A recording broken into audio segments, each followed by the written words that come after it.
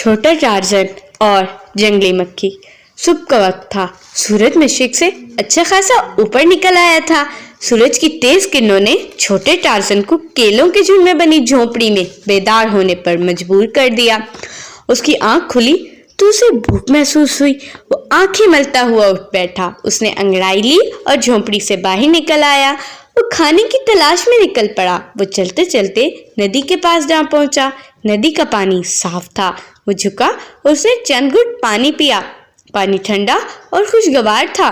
थोड़ा आगे जाने पर उसे मधुमक्खियों का एक छत्ता नजर आया। शहद खाने की सोचकर उसकी भूख बढ़ गई। उसने सोचा, अगर मैं शहद की मक्खियों को पत्थर मारकर उड़ा दूं तो छत्ता तोड़कर मजे से शहद खाऊंगा। उसने पत्थर की तलाश में इधर उधर देखा। करीब ही एक पत्थर मिल गया।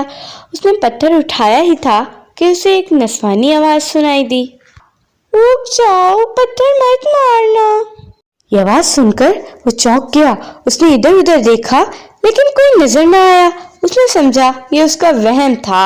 उसने दोबारा पत्थर मारने के लिए हाथ उठाया। दोबारा वही आवाज सुनाई दी, रुक जाओ, पत्थर मत मारना। अब की बार आवाज कान के नजदीक ही थी। वो डर गया। उसने इधर उधर देखा और कहा, कौन है? सामने आओ। उसने देखा भिनभिनाती हुई मक्खी सामने आई और गौर किया तो आवाज उसे मक्खी से आ रही थी। वो हैरान था। उसे यकीन नहीं हो रहा था कि एक मक्खी उससे बात कर रही है। मधुमक्खी ने उसकी हैरानी देखते हुए कहा, परेशान होने की जरूरत नहीं, मैं एक जादुई शहद की मक्खी हूँ। तुम हमारे छत्ते को पत्थर मारकर क्यों तोड़ना चाहते हो? टार्जन बोला, मैं खाने की तलाश में घर से निकला था और तो कुछ मिला नहीं। सामने तुम्हारा छत्ता दिखाई दिया तो सोचा कि क्यों ना मैं छत्ता तोड़कर शहद खा लूं। शहद की मक्खी बोली, अच्छा तो ये बात है, आओ मेरे पीछे, मैं तुम्हारी समस्या हल करती हूँ।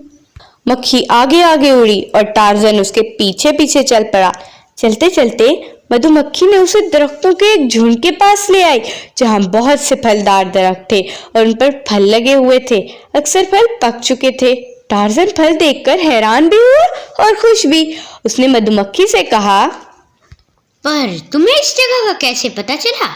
मधुमक्खी बोली, मैं और मेरी साथी मक्खियाँ यहाँ से रस लेने आती हैं, इसलिए हमें इस जगह का पता है। उसने फल खाकर अपनी भूख मिटाई। टार्जन ने मधुमक्खी का शुक्रिया अदा किया और अपनी झोपड़ी की तरफ चल दिया। मधुमक्खी भी खुश थी कि उसने अक्लमंदी से अपना छत्ता टूटने से बचा लिया। अगर आप इस तरह की और इंटरेस्टिंग वीडियोस देखना चाहते हैं तो जल्दी से हमारे चैनल को सब्सक्राइब करें और बेल आइकन को भी ऑल पे सेट कर दें।